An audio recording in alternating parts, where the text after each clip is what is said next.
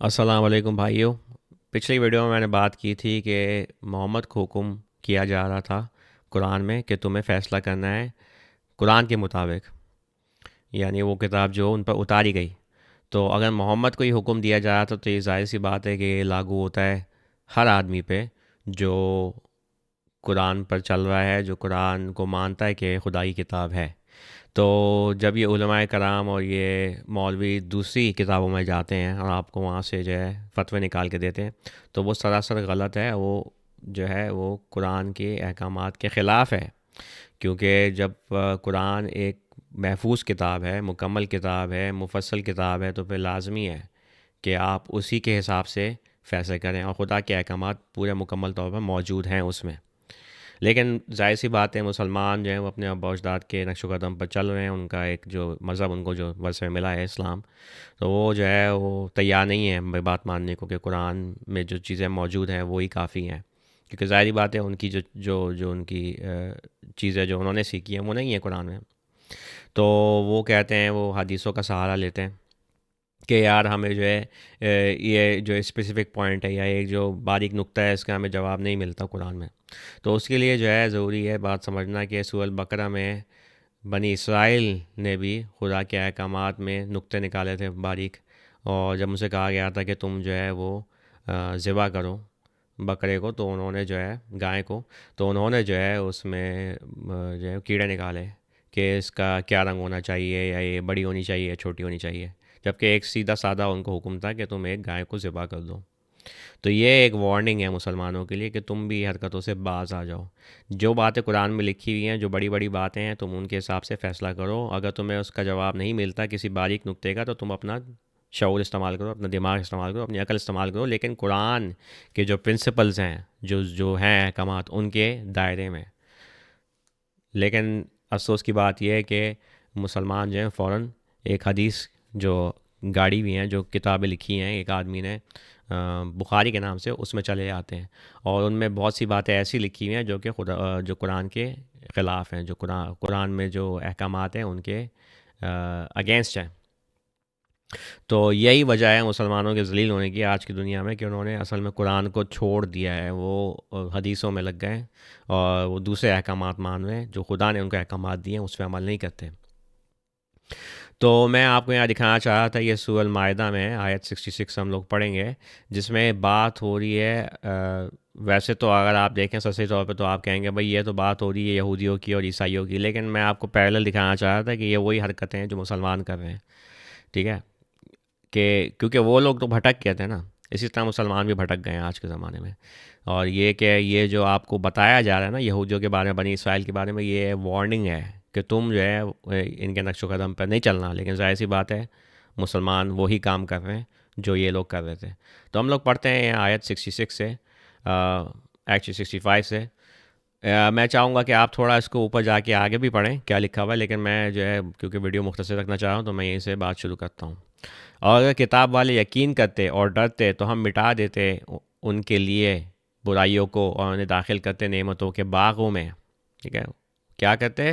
یقین کرتے۔ یقین کیا کرتے؟ کہ خدا ہے، ایک خدا ہے، اور آخرت کا دن آ رہا ہے، اور یہ کہ کتاب بھیجی خدا نے ہدایت کے لیے، کہ رسول سچا ہے، یہ ساری باتیں یقین میں آتی ہیں۔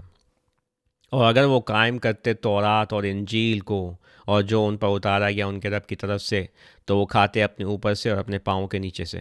دیکھا، یہ کنڈیشن ہے کہ آپ کو کتاب کو قائم کرنا ہے جو خدا نے اتاری۔ اس کا مطلب یہ ہے کہ اگر، اور میں اس پہ بھی آتا ہوں پر میں پہلے یہ آیت ختم کر لوں، ان میں سے ایک قوم ہے جو انصاف کرتی ہے اور ان میں سے بہت سے برا ہے جو وہ کر رہے ہیں۔ تو یہ اگر آج کے زمانے میں مسلمانوں کو اپنے اوپر سے اور اپنے پاؤں کے نیچے سے کھانا ہے، تو پھر ان کو اپنی کتاب کو قائم کرنا ہوگا، ان کو قرآن کو قائم کرنا ہوگا۔ بات یہ ہو رہی ہے، اور ظاہر سی بات ہے آپ دیکھ رہے ہیں کہ مسلمان جو ہیں وہ تو ہر جگہ ذلیل و خوار ہو رہے ہیں، ان پہ تو آفتیں آئی جا رہی ہیں۔ اس کا مطلب کیا ہے کہ انہوں نے کتاب کو چھوڑ دیا ہے۔ اگر وہ قائم کرتے قرآن کو تو ایسا نہیں ہوتا، لیکن ہمیں پتہ ہے کہ انہوں نے نہیں قائم کیا، انہوں نے حدیث کو قائم کر لیا، اس لیے یہ لوگ آج ذلیل و خوار ہو رہے ہیں۔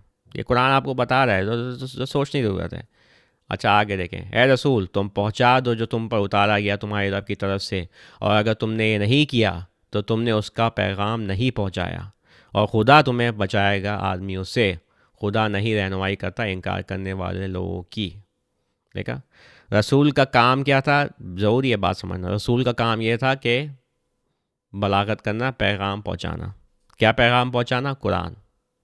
تو یہ جو ساری باتیں ہیں نا کہ وہ محمد جو حدیث سے جو یہ بخاری آدمی نے جو لکھی ہیں، جو گڑھی ہیں باتیں، وہ جھوٹ ہے. کیونکہ محمد جو ہے وہ تو کبھی کر ہی نہیں سکتے تھے یہ کام. محمد کا کام صرف ایک تھا، کیا؟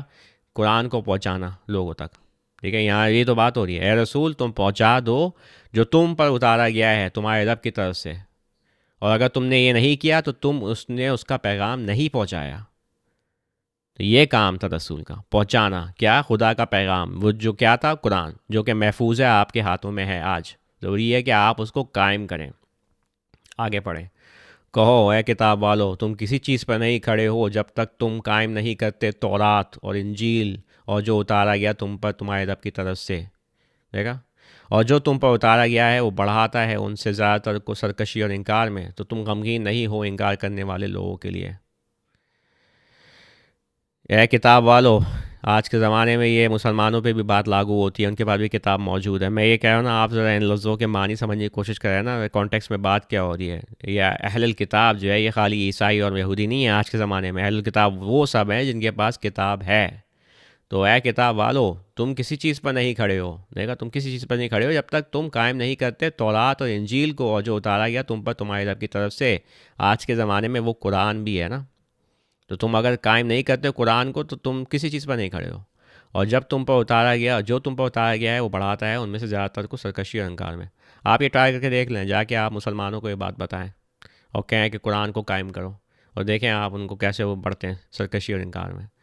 تو تم غمگین نہیں ہو انکار کرنے والے لوگوں کے لیے، تو تم افسوس نہ کرو کیونکہ یہ لوگ انکار کرتے ہیں. یہ الکافرین کا لفظ استعمال ہو رہا ہے یہاں، نوٹ کریں. خیر، اس کو ختم کرتے ہیں آیت 69 پہ. وہ جنہوں نے یقین کیا اور جو یہودی ہیں اور صابی اور عیسائی، جس کسی نے خدا پر یقین کیا اور آخری دن پر اور اچھے کام کیے تو ان پر خوف نہیں ہوگا اور غمگین نہیں ہوں گے. یہ کرائٹیریا ہے فلاح پانے کا، آپ کو بتایا جا رہا ہے. تو ان آیات کو سر سمجھنے کی کوشش کرنی ہے، بات سمجھنے کی کوشش کرنی ہے، بہت امپورٹنٹ ہے. آج کے زمانے میں مولویوں نے آپ کو اتنا گھما دیا ہے، بھٹکا دیا ہے کہ آپ یہ سمجھ رہے ہیں کہ وہ جو بھی آپ کو باتیں بتا رہے ہیں وہ سچ ہیں. زیادہ تر تو وہ لوگ جھوٹ بولتے ہیں. میں نے جیسے آپ کو کہا کہ ان کا تو کام ہی بھٹکانا ہے لوگوں کو، ان کو اسی لیے چھوڑا گیا ہے. لیکن اب قرآن موجود ہے، اس کی ٹرانسلیشن بھی میں کام کر رہا ہوں اس کی طرف، تو وہ بھی موجود ہے آپ کے پڑھنے کے لیے. تو آپ جو ہے آ کے اس کو پڑھیں غور سے اور بات سمجھنے کی کوشش کریں اور اس کو قائم کریں، قرآن کے احکامات کو قائم کریں اپنی زندگی میں، اور پھر آپ دیکھیں گے کہ بدلاؤ ہوگا اگر خدا چاہیں. کیونکہ خدا نے یہاں لکھ دیا ہے کہ وہ کھاتے اپنے اوپر سے اور اپنے پاؤں کے نیچے سے اگر وہ قائم کرتے خدا کی کتاب کو. چلیں آج کی ویڈیو میں اتنا ہی کافی ہے، انشاءاللہ بات ہوتی ہے نیکسٹ ویڈیو میں. السلام علیکم.